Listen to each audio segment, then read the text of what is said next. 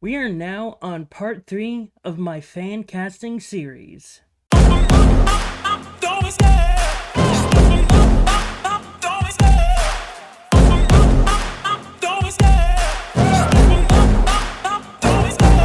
love the chase and the hunt, and I set the pace when I'm running. I always take what I want and I always give it 100. Don't need a bank, no I'm funded. Play the game like it's nothing. I'm always thankful for something. Don't take for granted, stay humble. Now wake up!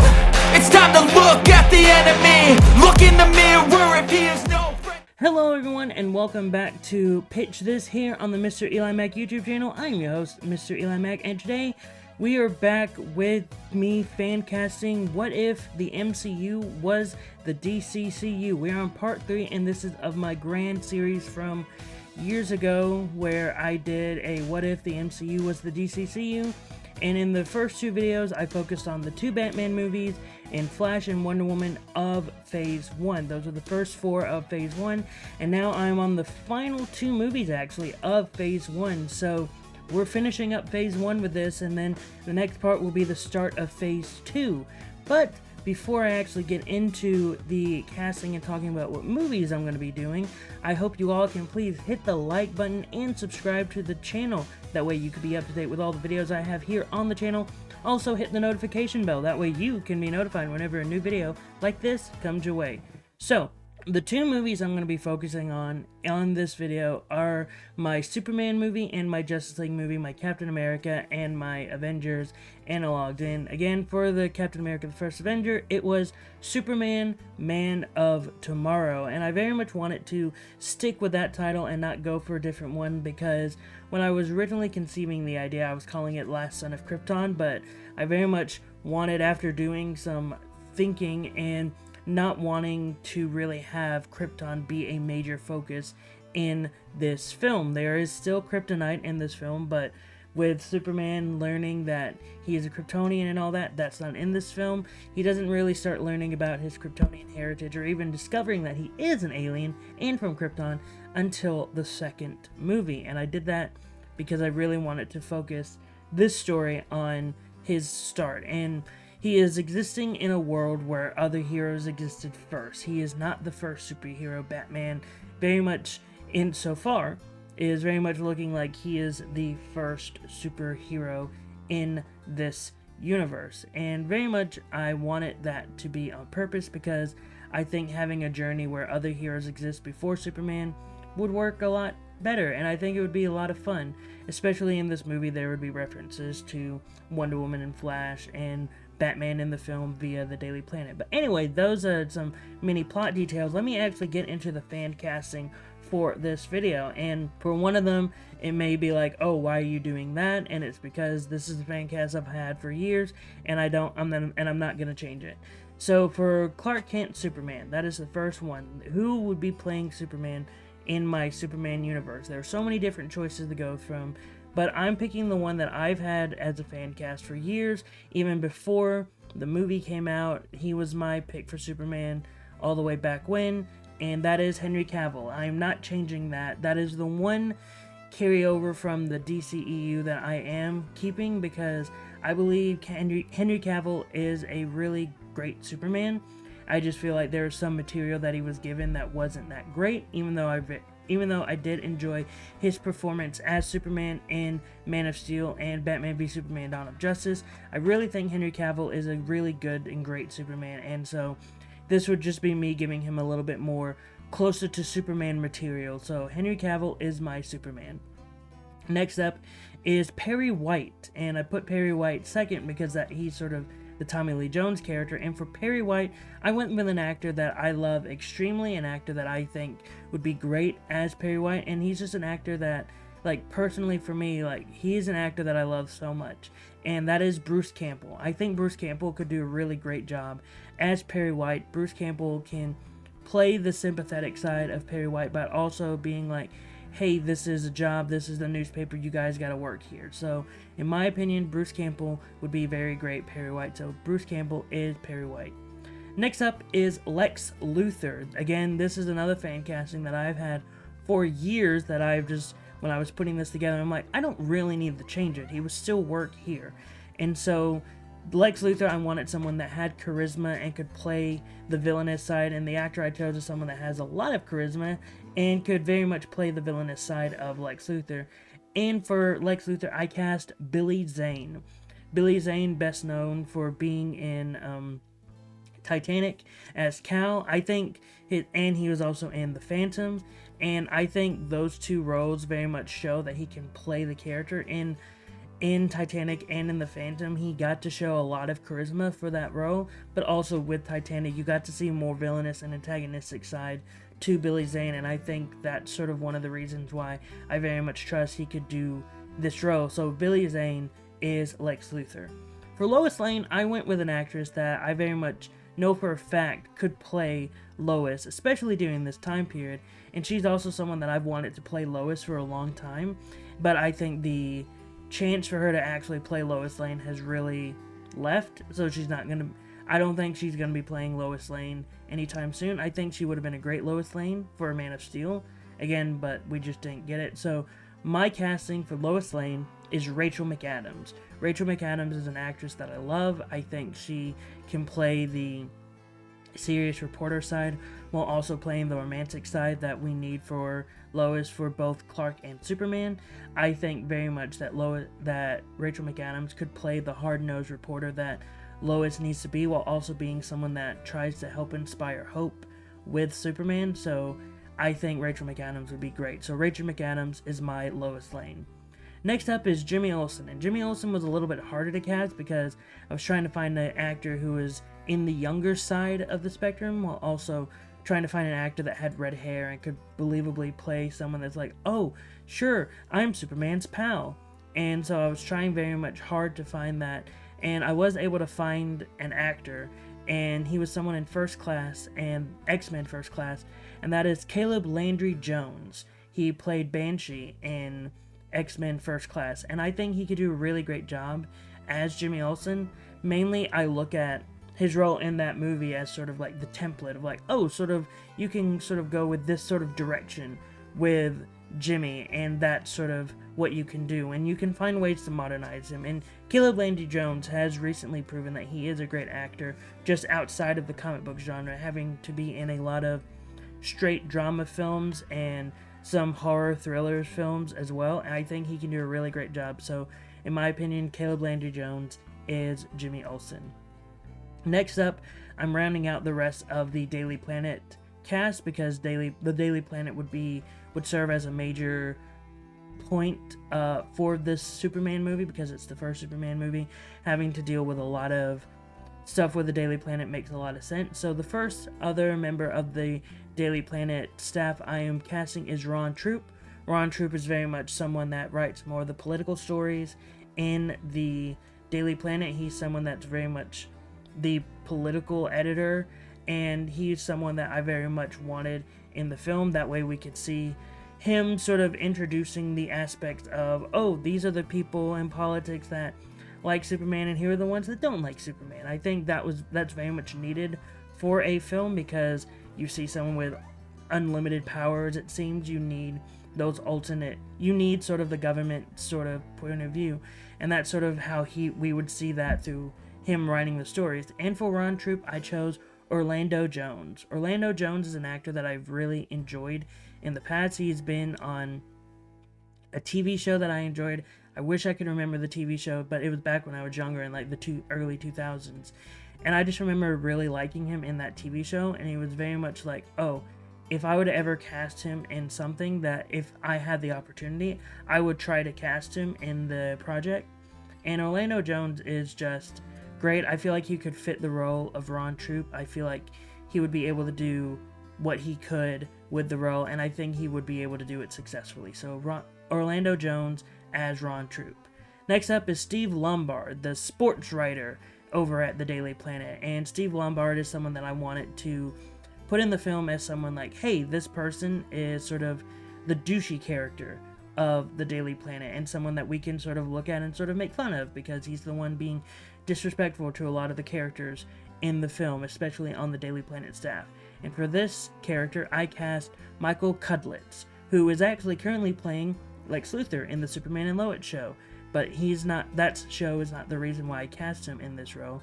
The reason why was mainly Walking Dead, and I really enjoyed him in Walking Dead. There were a lot of moments in that show where I saw a lot of moments of him being arrogant and being like braggadocious, and I think he could carry that sort of mentality into Steve Lombard, and I think he could also work because he is a funny person. Like, if you see him in real life, he is sort of a funny person, and so I think he could bring a lot of comedic elements to Steve Lombard, because Steve Lombard is more of a comedic character. So for Steve Lombard, I cast Michael Cudlitz. And for the final member of the Daily Planet staff, Cat Grant. And for Cat Grant, she is a very sexual character. She is someone that does the gossip. She is someone that's very much like trying to get into some men's pants. And I wanted an actress that could believably play that. And also, I wanted an actress that could probably have fun with that, because very much Cat Grant and Steve Lombard have more comedic elements to the project than say Ron Troop or Perry or Lex or any of those characters. They're sort of more of the comedic characters, but they can get serious in moments. And for Cat Grant, I cast Alicia Cuthbert, and she's someone that was in the TV show Happy Endings, and her best known movie was Girl Next Door, where she basically played a Playboy bunny. And sort of having elements of both of those projects, Happy Endings and Girl Next Door, would sort of be how I would portray Cat Grant. And I think Alicia is very attractive. I think she very much could play Cat Grant very well, and I think people could believe that she is someone that's like, oh, this is the character that is trying to seduce men. Yep, believable. Very much believe that. And so yeah, I think Alicia could do a great job. So Alicia Cuthbert as Cat Grant.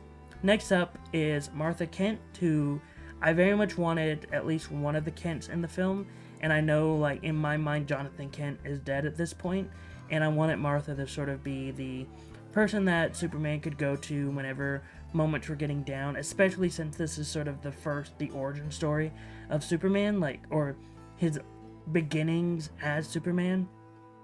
I wanted him to be able to go to Martha Kent in this film, because this is the movie where he is very hesitant about what he is doing. And for Martha Kent, I cast Allison Janney. Allison Janney, best known for The West Wing, Oscar winning, also known for Mom, and she was in I, Tonya. I think she's an amazing actress. I think Allison Janney very much could play a motherly figure, and this is not going off of Mom. This is going off of just me seeing her performances, seeing her as CJ Craig in The West Wing very much showed that she can be a caring individual, and I think Allison Janney could bring a lot of great qualities into Martha Kent, while being the motherly, caring figure, also being the Clark, you need to stand strong. And so yeah, I think Allison Janney could be a great job. So Allison Janney as Martha Kent.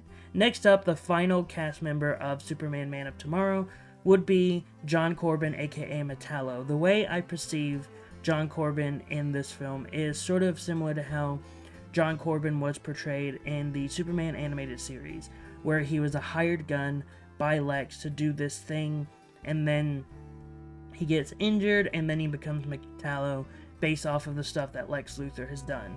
And I look at Metallo sort of as like the physical threat of the film, where Lex Luthor can't really fight. Metallo is the one where he is fighting, and so Metallo is sort of serving as the main physical threat of the film. You could say that Lex is the primary antagonist and Metallo is the secondary antagonist. If you want to go that direction, sure, go ahead. That very much is an accurate depiction and description.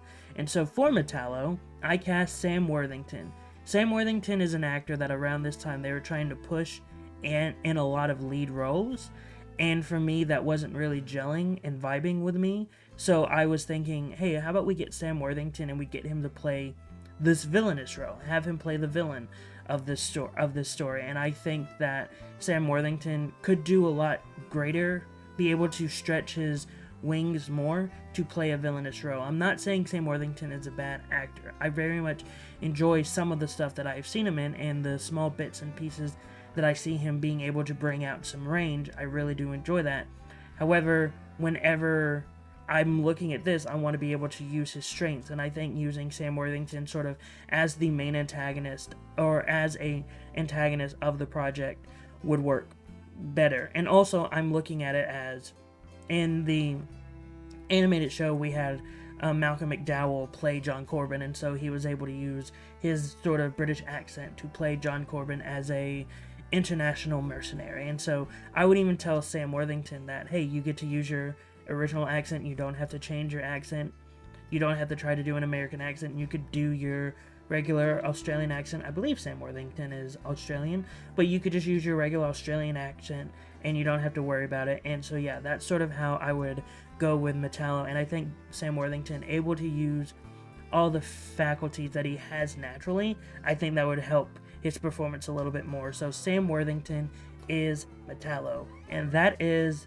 all of the Superman Man of Tomorrow main cast.